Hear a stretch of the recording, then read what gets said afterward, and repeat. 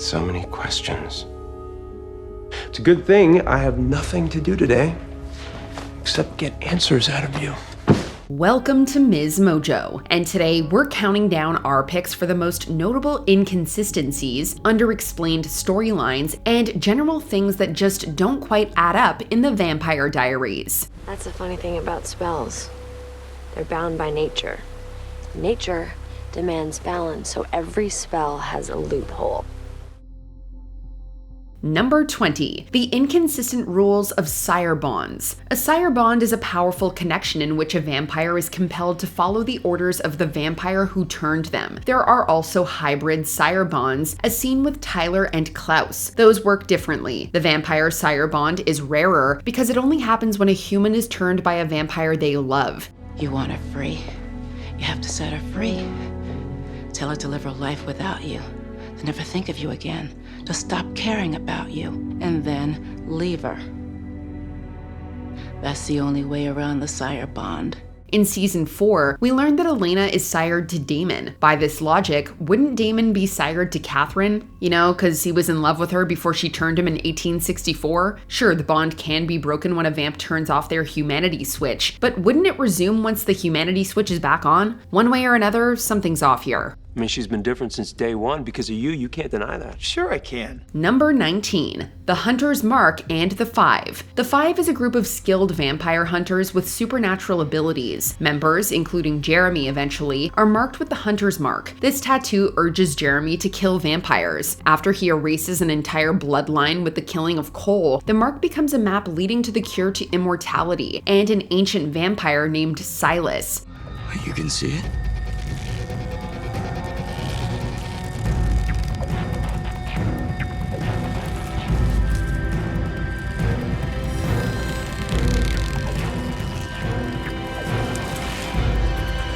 Here we go. Why was that killing a necessary trigger? The dying witch who created the whole concept of the Five and the Hunter's Mark did it so someone could cure and kill Silas in the future. Why make it so complicated? Anyways, Silas gets out. Then the Five storyline largely vanishes. After introducing a new threat that even had Klaus worried, we would have thought there'd be more to it. You're full of mysteries, aren't you? I told you I don't know anything. Thankfully, I know plenty. Number 18. Klaus's failed hybrid army mission. We wouldn't have taken Klaus for someone to give up on his vision so easily. He wanted to build a hybrid family. Like, he really wanted it. And to be clear, we do see him go through a lot of effort to make it happen after he conducts a dark ritual to become the first true hybrid. I can feel it. It's happening.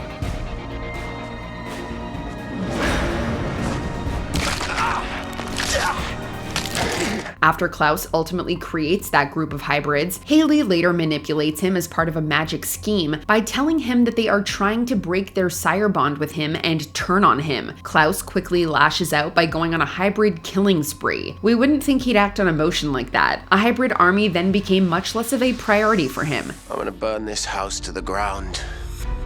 And then when you try to flee for your lives, I'll kill you both without blinking. You kill us, you'll never get to the cure. You'll never be able to make any more hybrids. You really think I care for an instant about my bloody hybrids?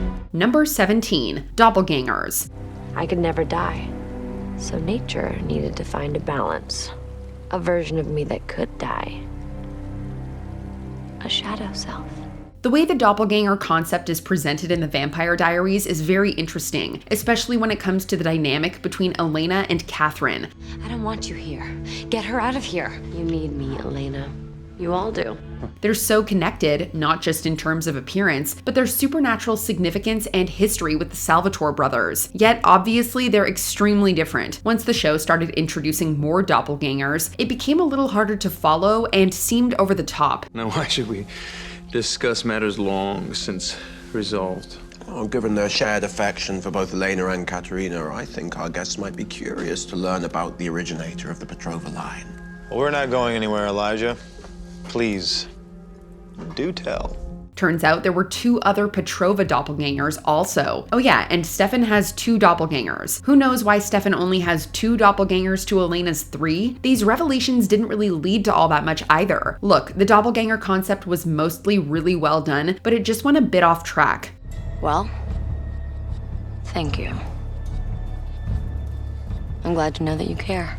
Number 16, the Katherine and Cade dynamic. We meet Cade, aka the Devil, in the 8th and final season of the Vampire Diaries. Katherine ends up in hell back in season 5, so it's implied these two were getting to know each other off screen. Katherine is manipulative, unpredictable, ruthless, and smart. Oh, honey, you really need to take a crash course on Villain 101.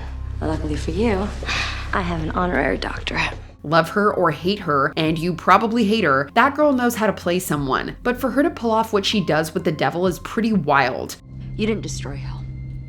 In fact, thanks to you killing Cade, Hell's never been in better hands. What are you talking about? If Cade's not running Hell, who is? Think of the only person worse. Turns out she had him wrapped around her finger, leading to her rise to become the Queen of Hell. How did she do that? We don't get the details. Beyond this whole dynamic being undeveloped, it also felt a bit out of place considering past seasons of the show. Didn't ask you. I'm just trying to make conversation. Anything to drown out the sound of eggshells breaking. Number 15. Why hasn't Jeremy come back to town? I can't leave now, no way. Not with the sheriff sick and Enzo on a rampage. It's not the right time. No kidding, because the right time was a couple of years ago. We get it. Elena feels it's best for her brother to leave with all the crazy, dangerous stuff that's been going down for quite some time. That makes perfect sense. And it makes sense that Jeremy finally leaves in season 6. Of course, he doesn't go to art school like most of his friends and family think, but rather moves away to hunt vampires somewhere else. You know, a responsible guardian will try and stop you. But believe it or not, you're actually an adult now. You found your purpose, so you might as well pursue it. Granted, being a vampire hunter doesn't lend itself to a healthy social life. yeah, it turns out a social life isn't as much fun as kicking vampire ass. He had a prominent role for so long, so at least maybe show us glimpses of what he's up to these days. There's still plenty of vampires in Mystic Falls. A vampire hunter like him didn't get the urge to come back. Even more notable, where is Jeremy when Elena wakes up from her coma? That's his sister. Jeremy, after everything we've been through, it's right there. It'll be there after we help Bonnie. God, I forgot what a brat you are. Number 14, graduating without seemingly being in school all that often. With all these awesome supernatural storylines in the Vampire Diaries, we get it that school can be an afterthought at times, but at the same time, there are plenty of school events that the characters attend. Are these kids getting grades based on their participation at those? Characters like Elena, Bonnie, and Caroline are often dealing with supernatural stuff off school property too, leaving a question at times. Shouldn't they be in school right now? Caroline finally freed you, huh? I don't know where she went. She abandoned me. There aren't all that many classroom scenes, nor scenes of them talking about school either, considering they're high schoolers after all. Still, the teens graduate at the end of season 4, and the following season, Elena and Caroline go to college together. Maybe Mystic Falls High School just has low requirements? Elena, surely you can enlighten us about one of the town's most significantly historical events? I'm sorry, I don't know. Number 13, most of the town being oblivious to the supernatural. Besides members of the town council, there are very few who know what the heck's going on with these vampires. As things become more apparent as the series continues, that largely remains the case. It was an animal that attacked you. It came out of the night and jumped you. You blacked out. It's all you remember. That's all I remember. An animal attacked you. You blacked out. It's all you remember. That's all I remember. We get that vamps use their compulsion to make humans forget them and all that, but it's a bit hard to believe there aren't at least a few individuals outside the main characters who connect the dots. Can't these people sense something way out of the ordinary? Even like a local human conspiracy theorist who's onto something? There's not one of those in Mystic Falls, or in a nearby town, who unravels the truth? No way. You'd think the Salvatore bros, given their ages, would know more about the supernatural too. We're talking centuries of truth mixed with fiction. I mean, we don't know what's real. For all we know, he could just be some sort of stupid bedtime story. Number 12, the varying degrees of the sun's impact on vampires. Vampires can't be out in the sunlight, or else they'll burn. In the Vampire Diaries, that's unless the vampire has a magic daylight ring, as both Damon and Stefan do. I'm trapped at the house, and I'm getting really bored and really impatient, and I don't do bored and impatient. Bring me my ring. It's a pretty cool concept, but how fast vampires burn and whether they survive the sunlight is inconsistent throughout the series. In season 2, Damon takes off his ring and places himself in the sunlight. He slowly feels the burn before Stefan ultimately saves him. You're not dying today. What's the plan, Superman? I'm gonna find a way out of this. Oh, right. Miracle cure. Good luck with that one. Similar things happen to other main characters, yet other vampires prove to catch on fire faster. And in season 7, after vampire spirits are released from the Phoenix Stone, apparently the bodies they occupy don't need rings or any protective jewelry. Why not? Number 11, Sleeping Beauty Waking Up. The series finale of the Vampire Diaries, titled I Was Feeling Epic, is without a doubt epic. It's intense, emotional, and powerful. And speaking of powerful, how about the one and only Bonnie Bennett? Since the season 6 finale, we had known the tragic connection between her life and Elena's, as Kai cast a spell putting Elena in a comatose state until Bonnie dies. Elena, I'm really so sorry. This isn't your fault. Hey, we'll both get everything that we want. We just can't have it at the same time. Apparently, it's an irreversible spell. That's what we're told. But fast forward to the series finale, and it turns out that's not true. Today will be different. Today I will smile. It will be genuine. Because today is the day that I get to live again. It's lovely to see Elena awake, and not at the expense of Bonnie's life. We know Bonnie is a top-tier witch, but we really don't get answers as to how she broke this unbreakable spell. How? It took some time, but I think I finally figured this witch thing out. Number 10, Damon's pilot powers. In the pilot episode, Damon opts for a rather theatrical approach when greeting Elena and tormenting Stefan. Okay. Hi, bird. It's not creepy or anything. One of the things this seems to establish about the older Salvatore brother is his ability to control crows and fog, but these powers never show up again. Perhaps they were considered a touch too goofy, especially since Damon was presented as an intimidating villain in season 1's early days. In the books, Damon can shapeshift into a crow and, to some degree, manipulate the weather, which explains why the TV show briefly references these skills. I'm sorry. It's a fog. It's making me foggy. And then back there was this bird, and it was all very Hitchcock for a second. That is the bird movie, right? Number 9, Silas predating the originals. When the Michelson family is first introduced, a lot of fuss is made over the fact that they are the first immortals. Later on, the originals' claim to fame is retroactively lessened when an even older immortal, Silas, is introduced. They all knew about Silas, that he needed to stay buried. I actually hold witches in high esteem. Yeah, but why Silas? Why are you so afraid of him? They said if Silas rises, he'll unleash hell on Earth. I happen to like Earth just the way it is. Silas's legacy is not treated as breaking news by the vampires, although the same cannot be said for the audience. So, it's a cure for immortality? Human blood is the life force of an immortal. Now, in all fairness, this plot hole was somewhat fixed by the originals being rebranded as the first immortal vampires, while Silas, despite sharing many similarities with vampires, is simply described as an immortal. Please, Liz. I came first. Vampires are nothing more than a disgusting perversion of me. I'm unkillable, I'm immortal, and I'm psychic, and to function, I need human blood. But don't ever call me a vampire. Number 8, Vervain is inconsistently available. The Vampire Diaries replaces garlic with the herb Vervain as a substance that not only weakens vampires, but protects humans from their influence. And right now, you want to kiss me?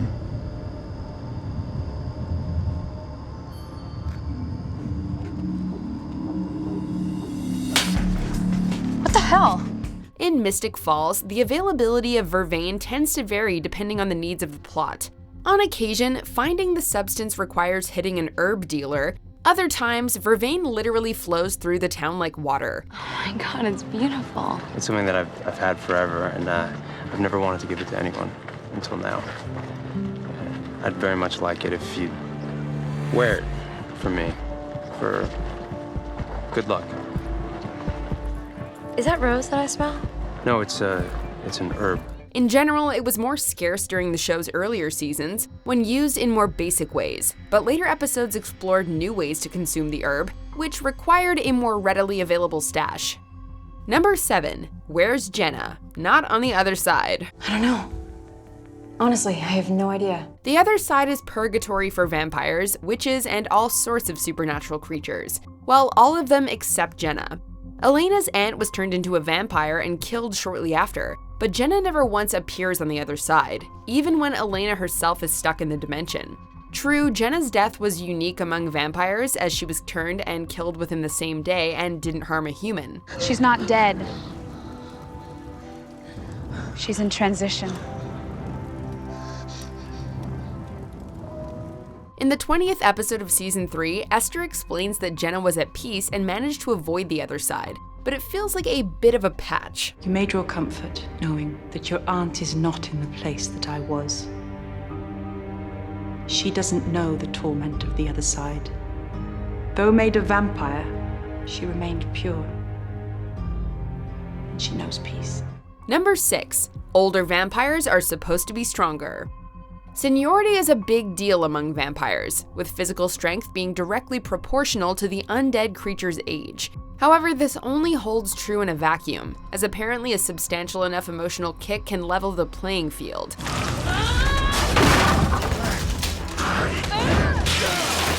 The fact that anger is enough to shrink the power gap between newborns like Caroline and Elena and centuries-old vampires like Damon and Katherine renders this whole strength equals age rule moot. Goodbye, Katherine.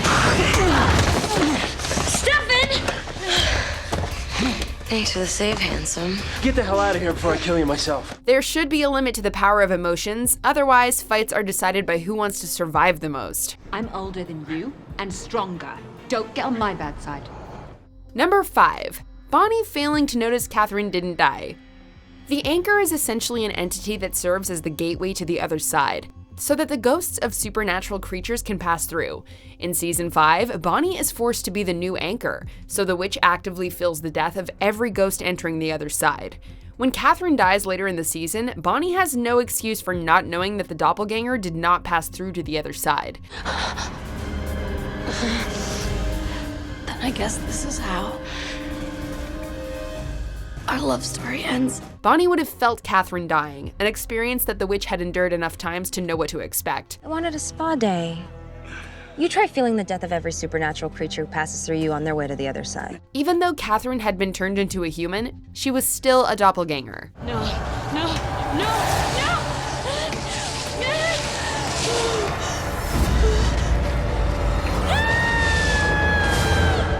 Number 4. Logan and the Invitation Rule. Hello, Jenna. Logan. Aren't you gonna invite me in?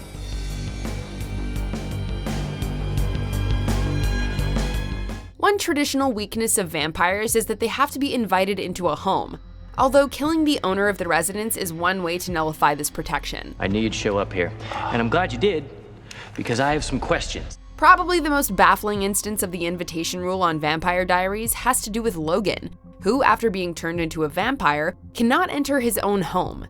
The invitation rule does seem to be a bit of a stickler for documentation, so a possible explanation is that Logan's name is not on the property's deed. 1 minute, I'm a small town, on the rise news guy, and next thing I know, I can't get into my house because my foot won't go through the door. You have to be invited in.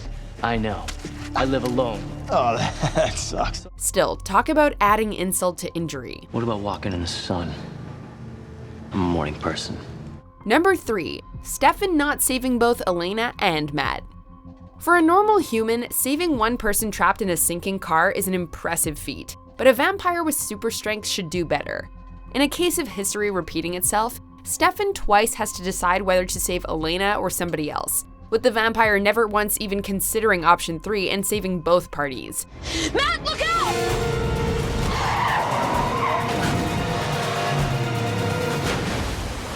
Stefan has proven to be a pretty powerful vampire, who could toss humans around like rag dolls after just being turned. So this did not have to be a Sophie's Choice type moment. My body is exploding with power, Damon.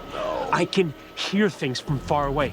I can see through the darkness. I can move like it's magic. And the guilt, the pain. Number 2, Bonnie's magic. Bonnie is arguably the most important character in the Vampire Diaries, with the witch proving invaluable whenever a plot thread needs a bit of magic to move along. You tell me, you're the psychic one. Right, I forgot. Especially in the later seasons, Bonnie's powers become nearly godlike, so much so that she manages to face off against the literal devil and later on uses magic to eradicate hell. I did it.